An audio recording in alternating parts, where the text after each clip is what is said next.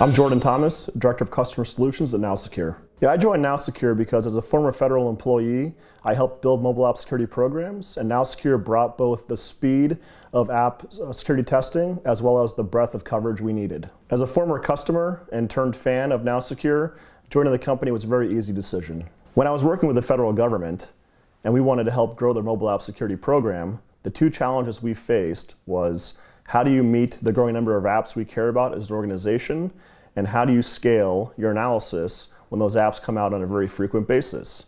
The reason we chose NowSecure is because NowSecure helps solve those two problems.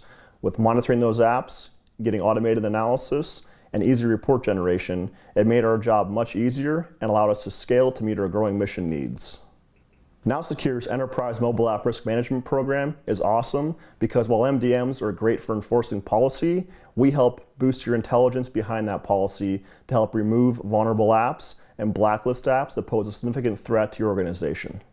The NowSecure Mobile Threat Assessment analyzes tens of thousands of apps in your organization and provides to you an enterprise security score summarizing your risk. We also provide to organizations a list of recommendations to remove apps based upon vulnerability or traits the apps have that introduce increased risk to your organization.